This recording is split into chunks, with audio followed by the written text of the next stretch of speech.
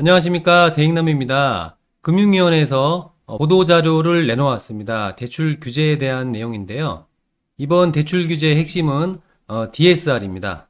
이 DSR을 조기 도입한다는 내용이고요. 그 다음에 이금융권의 풍선 효과를 막는 가계대출 DSR까지 막아놓은 상태인데요. 어떤 내용의 규제가 있는지 같이 한번 살펴보고요. 뒷부분에는 Q&A에 대해서도 같이 알아보겠습니다. 21년 10월 26일 첫 번째로 알아볼 것은 가계부채 관리 방안과 주요 Q&A입니다. 여러 가지 내용이 있는데 제가 간추려서 바뀌는 부분에 대해서 설명을 드리고요. 마지막에 Q&A 부분에 대해서 설명을 드리겠습니다. 6개월 만에 또 대출 규제가 나왔습니다. 이번 가계대출의 핵심은 개인에 대한 맞춤형 규제 수위를 높이고 이금융권 가계대출을 중점적으로 관리하겠다라는 내용이고요. 반면에 실수요가 많은 전세대출은 일단 배제를 했습니다. 자, 이번 가계대출 규제의 골자는 개인의 연소득 대비 일정 비율로 대출을 제한하는 DSR을 조기 확대 시행한다는 방침이고요. 현행 1단계 차주단위 DSR은 규제 지역 내에 6억 원 초과 주택담보대출과 1억 원 초과 신용대출에 적용 중입니다. 차주단위 DSR 확대 적용에 대한 부분을 그림으로 한번 가져와 봤는데요. 지금 현재는 1단계가 적용이 되고 있죠. 자, 2단계는 언제부터 시행이 되느냐? 내년 1월 달서부터입니다. 총 대출액이 2억 원을 초과하게 되면 차주별 DSR에 포함이 되는 거고요. 3단계는 내년 7월 달서부터입니다. 총 대출액이 1억 원을 초과하는 경우 차주별 DSR을 관리해서 DSR 40% 미만으로 맞추겠다라는 내용입니다. DSR 산정 시 평균 만기로 이제 계산을 하기 때문에 대출 한도 하향 효과가 생깁니다. 만기가 짧아질수록 연간 상환액이 커지기 때문에 대출 한도가 이제 줄어들게 되는 거죠. 그러면 지금까지는 어떤 만기로 계산을 했느냐? 최대 만기로 계산을 했었습니다. 보통 주담대 같은 경우에는 최대 만기가 30년인데 이 대출을 평균 만기로 바꾸겠다라는 내용입니다. 자, 전세자금 대출과 중도금 대출, 소액자금 대출은 DSR 산정에서 제외를 시켰고요. 근데 이런 효과가 생기게 되면 부채가 적은 사람들에게는 영향이 크지 않을 것으로 예상이 되고요. 빚이 많은 사람들에게는 완전히 부담이 될 것으로 보여집니다. 자, 최근 수요가 몰린 이금융권에 대한 DSR도 이제 강화를 하는 내용인데요. 내년 1월부터 이금융권 DSR이 50%로 10% 정도 하향 조정됩니다. 현재는 60%죠. 자, 그리고 기존에 반영되지 않았던 카드론, 그러니까 신용카드 대출이죠. 이 대출도 DSR 산정에 반영이 되게끔 조치가 되기 때문에 내년 1월서부터는 대출 한도가 많이 줄어들 것으로 예상이 됩니다. 한 30여 가지에 되는 질문들이 있는데 그 중에서 제가 중요하게 생각되는 부분을 간추려서 여러분들께 소개를 해드릴 테니까요. 한번 보시고 따라와 주시면 될 것 같습니다.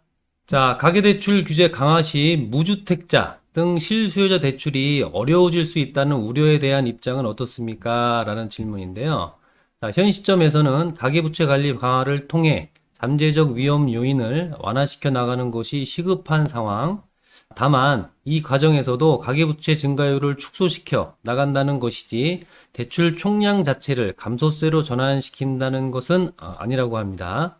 부채관리 강화 과정에서도 자금이 꼭 필요한 부분에 대해서는 적정 수준의 공급이 이루어지는 것이 필요하다고 보고 있습니다. 따라서 향후 가계대출은 차주의 상환 능력 범위 내에서 대출을 받고 대출을 받으면 나누어 갚는다라는 원칙이 견지될 필요가 있다고 하네요.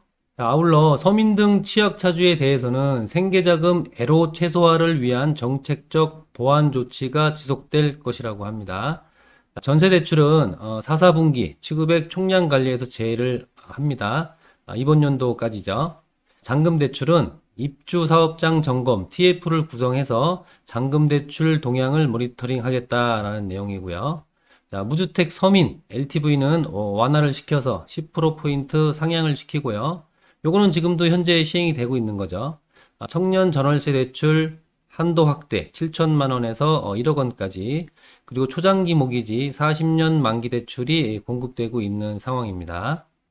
자, 근본 제2금융권 규제 강화로 인해서 제2금융권을 이용하는 취약 계층이 불법 사금융으로 내몰리는 것은 아닌지에 대한 우려인데요. 다만 DSR 강화 등으로 제2금융권 이용 서민 취약 차주의 금융 접근성이 제약되지 않도록 다양한 배려 방안을 마련하겠다라고 합니다. 자, 서민이나 취약차주 대상 정책자금 대출, 긴급자금 마련 목적의 300만 원 이하 소액 신용대출은 DSR 산정에서 제외시킨다라고 하는데요. 어떤 내용이 있냐면 서민금융대출 300만 원 이하 소액 신용대출, 유가증권 담보대출 포함입니다. 전세자금 대출도 포함을 안 시키고요. 주택연금, 정책적 목적에 따라 정부, 공공기관, 지자체 등과 협약하여 체결하는, 취급하는 대출 등이 이제 따른 거고요. 자, 이런 내용이 있으니까 요거 알아두시면 좋을 것 같고요. 자, 차주단위 DSR 2단계 적용에 대해서 질문 내용입니다.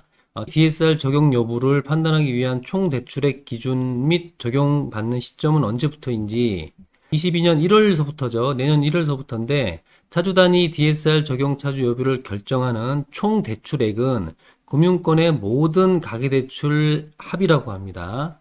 한도대출도 포함되고요. 한도대출은 실제 쓰고 있는 금액이 아닌 한도 금액 기준입니다. 예를 들어서 1억의 마이너스 통장을 열어놨는데 여기서 5천만 원만 쓰고 있다라고 해도 이 1억 원을 다 이제 포함시킨다는 얘기죠. 자, 신규 대출로 기존 대출의 상환이 예정되는 경우는 상환 예정 금액만큼은 총 대출액 계산 시 제외입니다.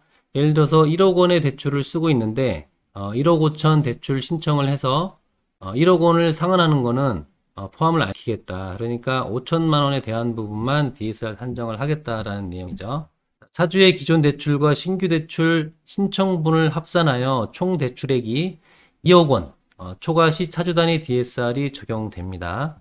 자, 여기 예시가 있는데요. 21년 5월 달에 신용대출 5천만 원, 21년 8월 달에 주담대 1.3억 원, 총해서 1.8억 원인데 22년 3월 달에 신용대출 2천만 원 초과 추가 신청 시 2억 원 초과가 되기 때문에 차주단위 DSR 적용이 대상이 되는 거죠.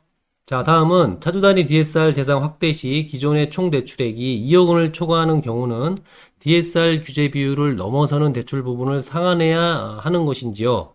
대출 관련 규제 신설 시 소급해서 적용하지 않는다는 것을 원칙으로 하고 있습니다. 즉 신규로 대출을 신청하는 경우부터 새로운 규제 방식이 적용되는 거예요. 기존의 대출에 소급 적용하여 대출을 회수하는 등의 경우는 없다고 하니까요. 기존 대출 이용자들은 안심하셔도 될 것 같고요. 아울러 잔금대출 등에 대해서는 경과 규정을 부여하여 당초 분양 당시의 기대가 훼손되지 않도록 하겠다고 합니다. 자, 총 대출액이 2억 원을 초과한 상태에서 전세대출이나 중도금 대출을 신규로 신청할 경우 차주단위 DSR이 적용되는지의 부분인데요.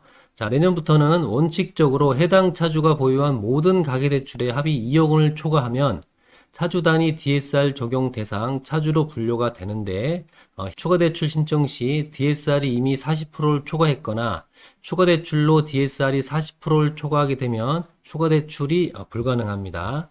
다만 이에도 불구하고 신청한 추가대출이 다음에 해당할 경우 DSR 수준에 관계없이 대출 취급이 가능하다고 합니다. 자, 여기서 1과 2는 이거죠. 소득의 별도 재원으로 상환이 인정되는 대출, 그리고 정책적 필요성에 따라 취급한 대출, 소액 대출 등 적용 실익이 크지 않은 대출.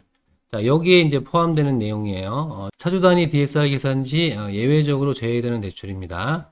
어떤 게 있냐면 글씨가 작아서 잘 안 보이시죠? 분양주택에 대한 중도금 대출, 재건축, 재개발 주택에 대한 이주비 대출, 추가 분담금에 대한 중도금 대출, 그리고 분양 오피스텔에 대한 중도금 대출, 서민금융상품, 이하 소액대출, 그리고 전세자금 대출도 포함이 됩니다. 그리고 주택연금, 정책적 목적에 따라 2차 보전 등 협약을 체결해야 취급하는 소액대출 등 차주단위 DSR 계산할 때 예외적으로 제외되는 대출입니다. 그러니까 크게 중도금 대출과 전세대출, 그리고 소액대출은 포함을 안 시키니까 차주단위 DSR 계산을 할 때 요 세 가지 대출은 포함을 안 시키면 될 것 같습니다. 자, 제도 시행 이전 2억 원 초과 신용대출을 보유하고 있었던 차주가 시행일 이후 해당 신용대출의 만기를 연장하는 경우 차주단위 DSR 적용 대상인지에 대한 부분인데요. 신규 대출이란 신규로 취급하는 대출을 말하며 기존의 증액, 제약정, 대환, 채무 인수 등을 포함을 하는데 여기서 이제 기존 대출을 기한 연장하거나 금리 또는 만기 조건만 변경하는 대환 제약정의 경우는 신규 대출이 아닙니다.